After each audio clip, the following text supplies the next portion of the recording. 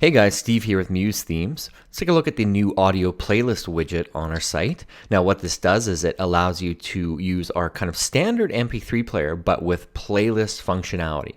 So let's look at the demo here. As you can see on this page, this is an artist, Tim Ruff. We've got this list of all his songs below, and then of course the player is kind of down here on the bottom. And if we just click on a song, then it loads and it starts playing.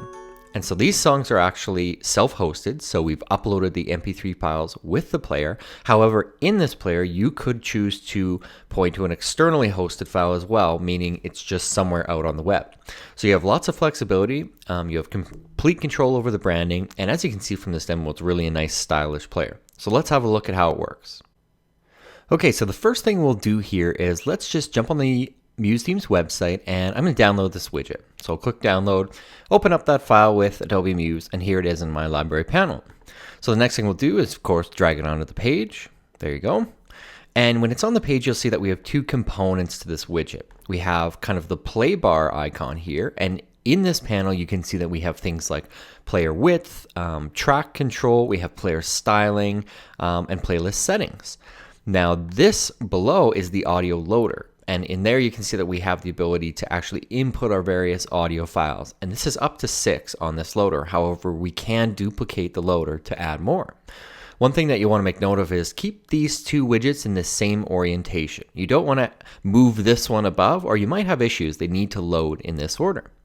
So let's go ahead and set this up. So the first thing that we'll do is let's just go ahead and input some audio files. So obviously we'll use the audio loader there, and I'm going to leave 3 audio files loaded. I'll turn off the 4th, and we just need to add these files in. So let's click add file. I have some MP3 files in a folder here, and let's just add those in one at a time. Okay, there's the first one. Let's get the second one, and then of course the third one here. Okay. Perfect. So once we've done that, then all you need to do is you just need to put in your audio title names. Of course, we have Tim Ruff and then the name of the song in here, but you could use anything you want. Let's just change this one to sample track for now so you can see the change. Now, if we wanted to have another audio source that wasn't self-hosted, we weren't uploading the MP3 files, it was just somewhere on the web, what we could do is let's enable audio 4 temporarily, and then you would click this enable external source, and it actually removes the ability for you to add a file. And now all you need to do is put in a location to that song. So if you've got an MP3 file on your server or on another server, you can link it up that way. Okay, so let's uncheck that for now, and let's just try it with these first 3 loaded in. So with those loaded, I'm just going to preview it in its default state to see how it looks. Okay, there, so it appears on the page, and as you can see, we have our player here with just the default styling, and then of course we have all our tracks below. I named that first one sample track, and if I click on any of these, then they simply load and play.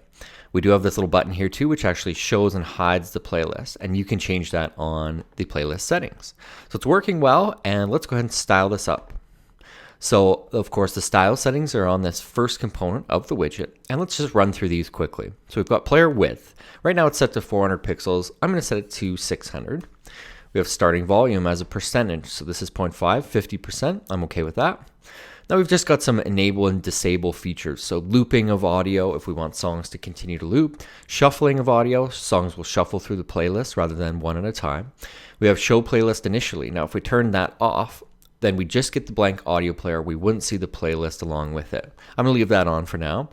And then autoplay, which will just play the first song in the playlist for you automatically. Of course, then below that, we have show and hide buttons. So we can actually hide that playlist button completely. We can hide the next and previous track. We can hide the looping button, the shuffle button, or even the time indicator. So we have full control.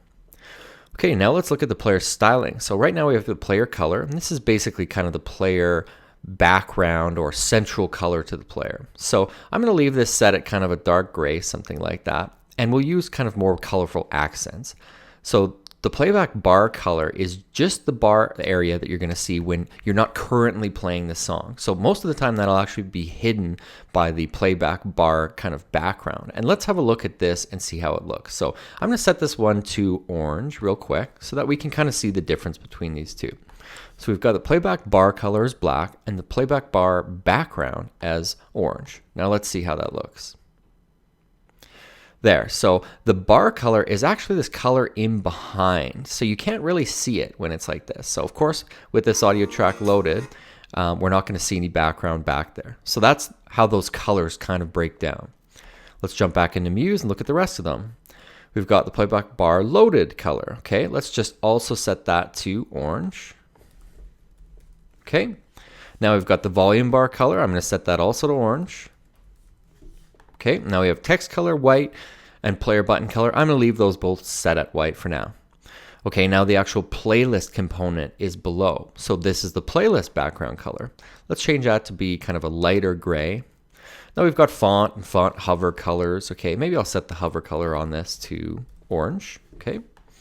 Now we of course have the playlist font. Now be careful with this. If you're going to pick a web font that you're using in the player, just make sure the web font is actually somewhere on the page as well, so Muse has loaded it in. For now, I'll just leave that set as Arial. And let's drop the font size down to 11. Playlist height is set at 100 pixels right now. Let's go up to 250. And then of course the playlist position. So on our demo that we showed you, kind of on the Tim Ruff site here, we have the playlist obviously positioned above. However, we can have it both ways just by modifying that setting on the widget. So let's set it on top out of curiosity. I'm not sure how good this is going to look, but let's take a look and see. Okay, it actually looks quite nice. So we've got the playlist above. Of course, we'd want to add more and more songs in here, and we can show or hide that playlist as needed. So I'm actually going to add a couple more songs in just to try duplicating this audio loader. So let me duplicate it over here. We'll just drag it with Option clicked. Okay, now on the flyout panel, let's add 3 new audio files. So we have a couple more Tim Ruff ones in here. So let's add that. And I'll add 2 more here. I'm going to delete those out.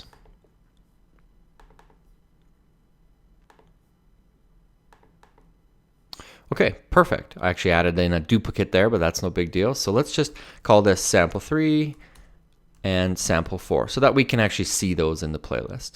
So now if I preview this in the browser, we can see that all our files are actually in here. So it works really, really well, and it's a fantastic option for you to self-host or use externally hosted MP3s in a nice playlist style player.